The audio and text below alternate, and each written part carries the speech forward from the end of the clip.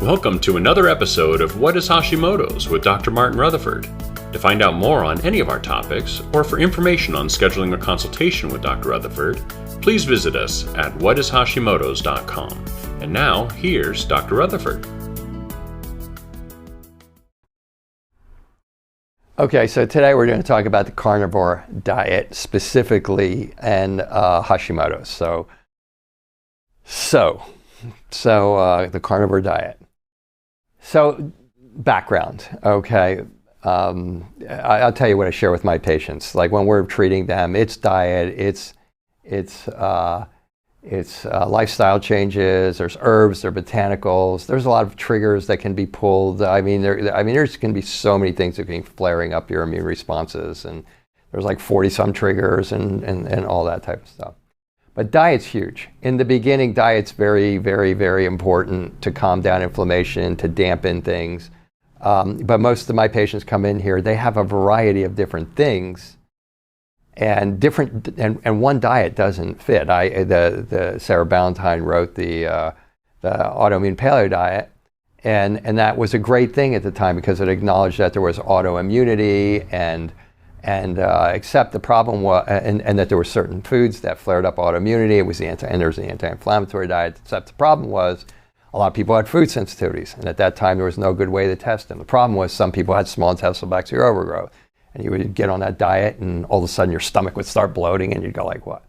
So here at Power Health Chiropractic in Reno, we use 15 different diets. But we never use one diet, never. Because in one diet, it's never appropriate for the people who are walking in here, who's got small intestinal bacterial growth, food sensitivities, and gastritis, or ulcers, or who's got SIBO, and who's got ulcers, and who's got blood sugar, type diabetes type 2. And a lot of times what happens is people will, functional practitioners will have a diet to help them, and they'll make that their baseline diet for everything, and then they wonder why things haven't worked. So that's just the background about what I'm going to say. So, and frankly, I was just to a seminar on vascular diseases not long ago. And interestingly enough, the presenter went over, and it was the first time I ever heard this. It was our idea here. I work with another doctor here on the nutritional aspects of it. About 5 years ago, we said, look, one diet's not working, okay? And we got to go. We have to go. We have to figure out what diets to put together, and we did so. And we started with like putting these together based on our workups. Excuse me.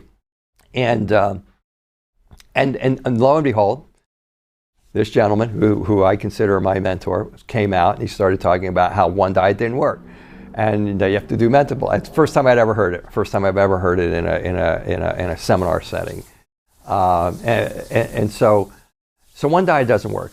So we'll start off with that, with the carnivore diet. And a lot of people say, well, it made me feel so much better. And it can make you feel better. There are people who can't do the carnivore diet because they don't have enough hydrochloric acid in their stomach. They can't do it because some people that the diet is actually inflammatory to them, and you're trying to dampen inflammation. I have someone in my family right now who's doing the carnivore diet and is losing weight like crazy and is thrilled because and I don't know as much that it's because he's doing a carnivore diet, but as much as the rest of his eating wasn't all that great, and now he's just concentrating on this, and he's probably going to go back because he's not going to eat the carnivore diet forever.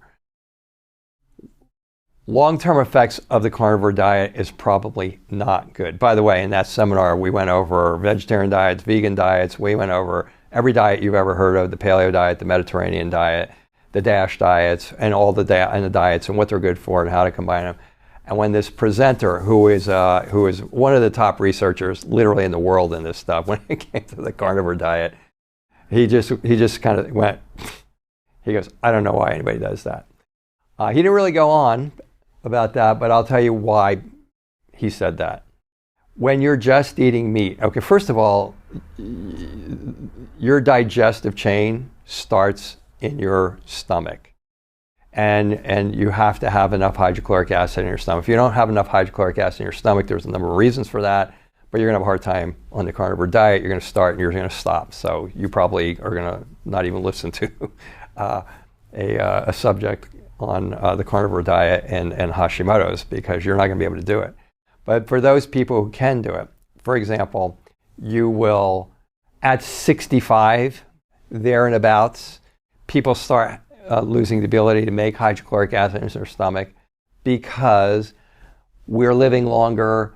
We're not, we're eating a lot more different things than we used to, and we destroy the ability of our cells to make hydrochloric acid at some point in time. Some earlier in 65, some later, and some people live to 80 and they're fine. It depends on their stress. It depends on their diet previously. It depends on if they exercise, all the good things. If they don't smoke, all those types of things, they'll be able to make hydrochloric acid for a longer period of time. But if you start eating meat every day, all day long, and that's it, you are gonna annihilate. You're gonna annihilate the processes in your digestive system that make hydrochloric acid. And here's why that's uber important. So it's not just about the stomach, because then what happens is when you start, or if you're on the diet and you start getting a sense of fullness during or after meals, okay, that's the point where you need to stop. Oh, but I'm eating a lot of meat, so that makes sense. No. Okay, the acid is supposed to be breaking this stuff down. Okay, and if it's not, it sits there. And if it sits there, it's because it's not getting through what's called the pyloric valve from between your stomach and your upper part of your intestines, which is called the duodenum. And in that duodenum, there's this little mechanism that says, hey, I'm sending you a bolus of food that's not digested, it's acidic, it's not sterilized because you're destroying the hydrochloric acid. And it literally tells your gallbladder to stop making bile, and it tells your pancreas to stop making enzymes. Now, you want to know how you get food sensitivities? This is how you get food sensitivities. You want to get food sensitivities to meat? Go on the carnivore diet, and eventually you break down that gut. And as it goes on, you're going to get, how do I know this?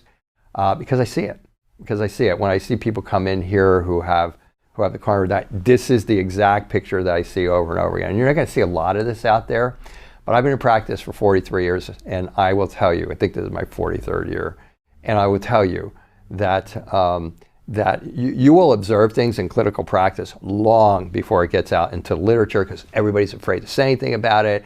We have to have a research project. We have to have 27 research projects, and 10 years later, they're going to go, oh, you know what? Doing that carnivore diet might not have been the greatest thing. And you've probably seen that through your lifetime, where they say you can do one thing and then later you can't do another. I think that's where this is going to go, but that's been my observation. So when people are coming here on a carnivore diet, I know I'm going to have to check their gastrointestinal function. I know I'm going to have to make sure that they have proper hydrochloric acid, that their pancreas is working, and that they probably have developed leaky gut. You might lose a lot of weight on it, depending on who you are. It's very possible, but you're not eating any fruits or vegetables or anything like that. They did a 5-year study in Harvard called the Microbiome Project, and it came down to the United States had the worst microbiome in the world, and this tribe, and I can't remember the name of the tribe, the Uli tribe or something like that, some indigenous tribe, and I don't even remember if it was in Australia or wherever it was, but I think it was Australia. They had the best microbiome. Why? Because they were foraging around, eating 600 different vegetables a year, and they had the best microbiome, because it turns out a variety of vegetables is what builds the best microbiome, not pounding it with protein every day, but doing that. So it's the polar opposite of what you want to be doing with your microbiome. So it will damage your microbiome. Thus, when the presenter at somewhere went, whoever thought of that? In essence, what I just said, I'm pretty sure is what he was saying. So anyway, so that's the carnivore diet, and as far as Hashimoto's go, it can temporarily calm something down in a select group of people, but it isn't something that should be out there as a tool for the Hashimoto's patients, frankly, at all. So that's it. Thank you for joining us for another episode of What is Hashimoto's? To find out more on any of our topics, or for information on scheduling a consultation with Dr. Rutherford, please visit us at whatishashimoto's.com.